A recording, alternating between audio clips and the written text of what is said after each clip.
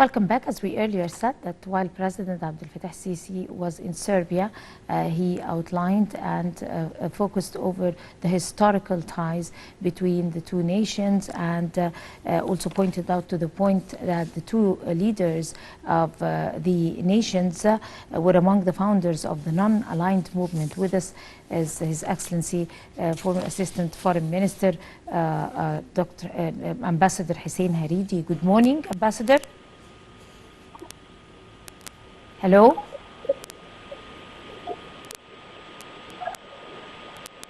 Ambassador Haridy? Hello?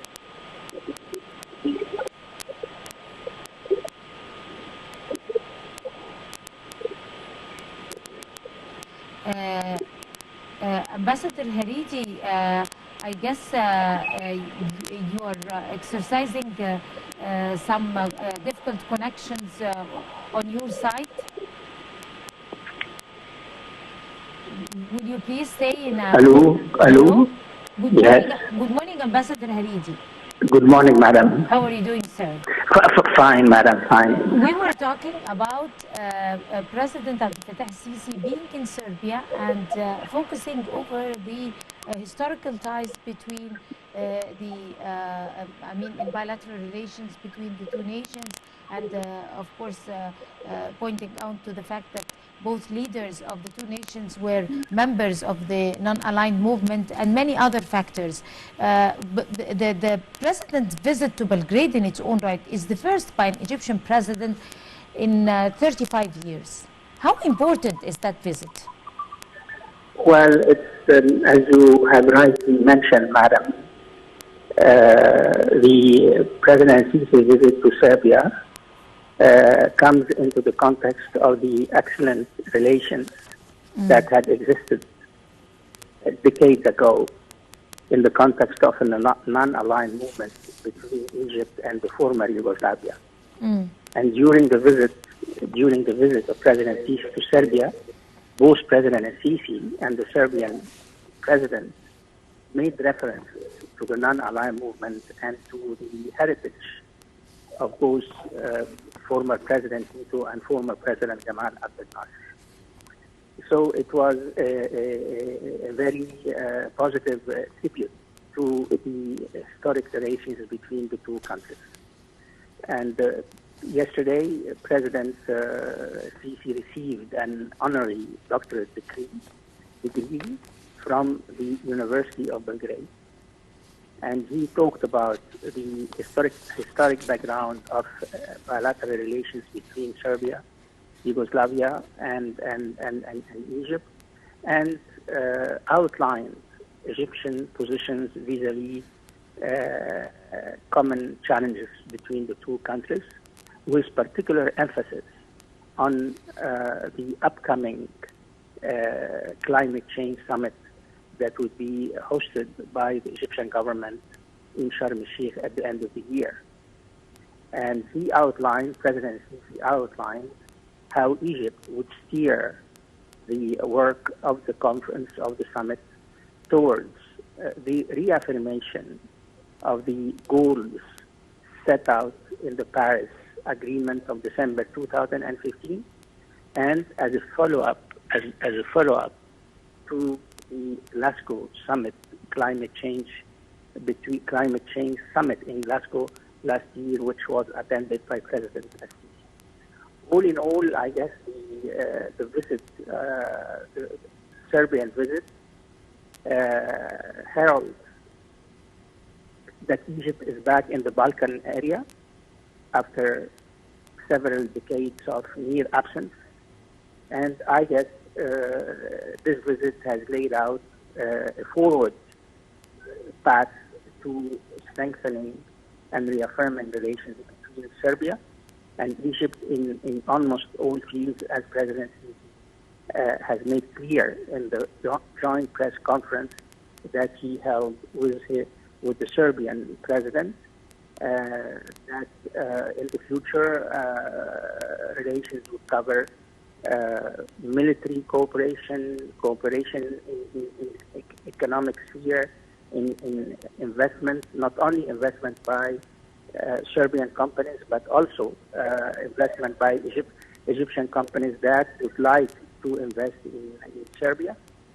And the Serbian president, in this context, said that Serbian companies would be glad to participate in the implementation of projects, of Egyptian projects in the framework of the Egypt Vision durable economic development, the vision of 2030.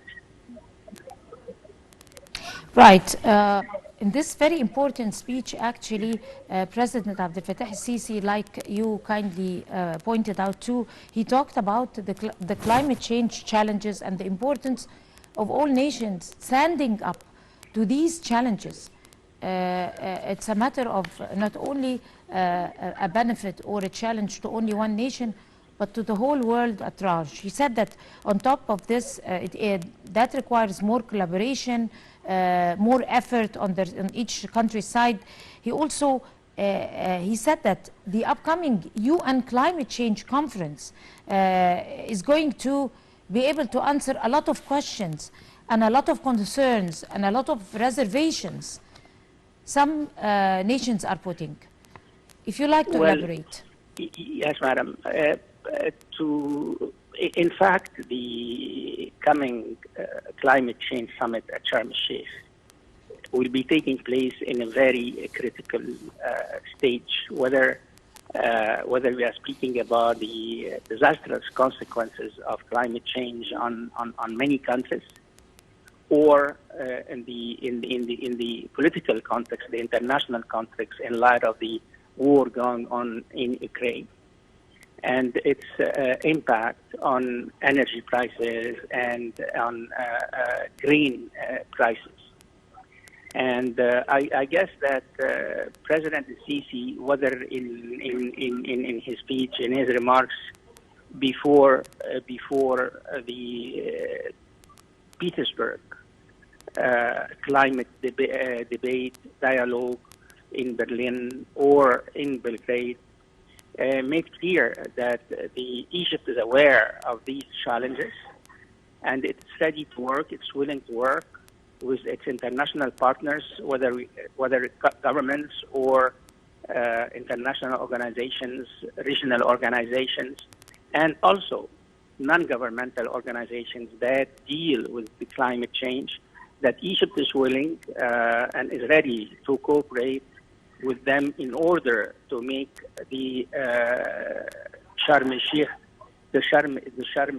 summit a success.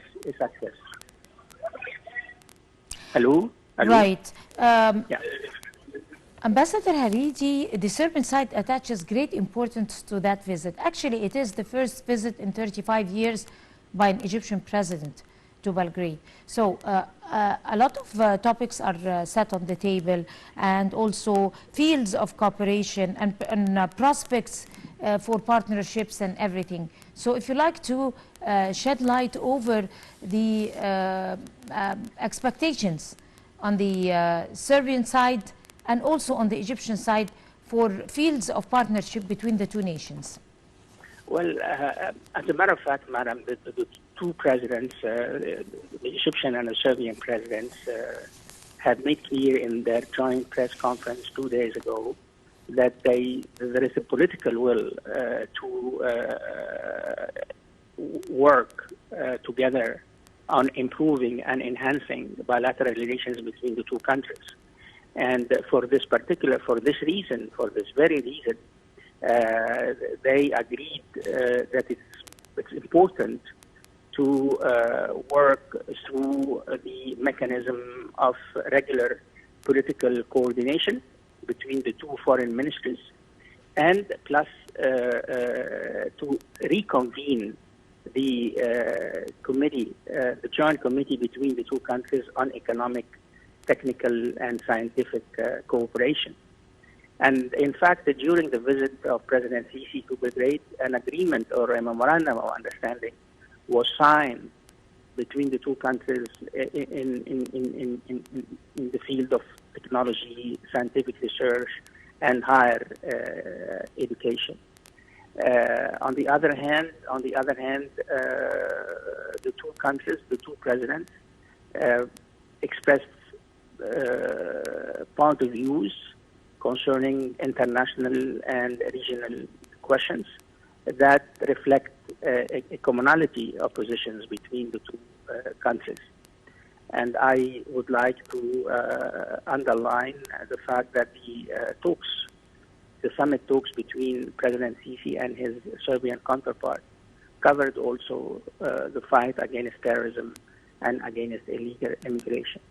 So I guess the visit is important not only in terms of Egypt's return to the Balkan area, but also in the context of bilateral relations between the two countries.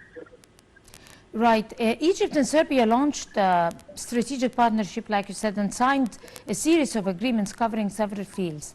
There were projects related to ports and promising investment opportunities in other specific fields between both sides. If you like to elaborate more over these partnerships.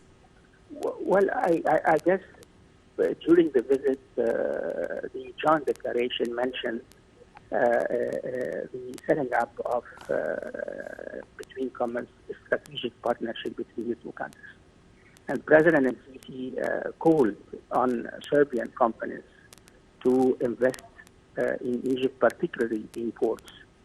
And I guess in the coming few years, it's probable that we would see more new participation on the part of Serbian companies.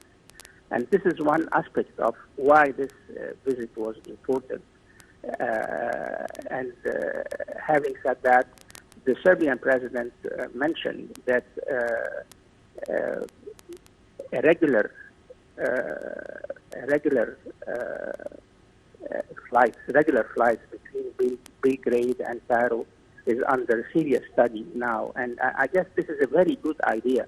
If the two presidents have agreed on relaunching bilateral relations, encouraging investment in each country on the part of the respective private sector, I guess having regular flights between the two capitals, Cairo and Belgrade, that would really help a lot in facilitating economic relations and investment opportunities between the two countries, ma'am. So according to the joint press conference, I guess we can say that the sky is the limit. The sky is the limit as far as bilateral cooperation between Egypt and Serbia is concerned, madam. Right.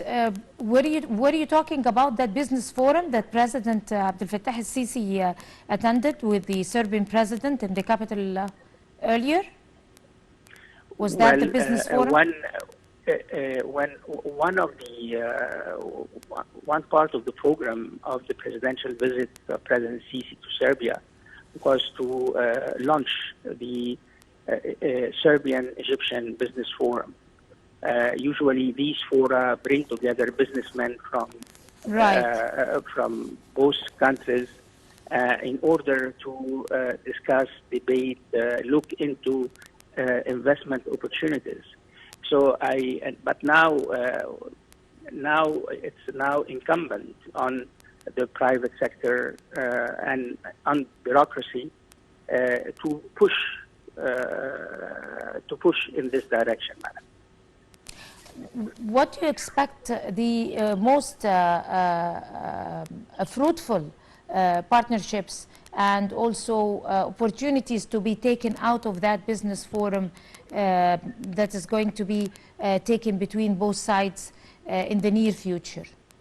Well, I guess in technology, in energy, in renewable energy, in construction, in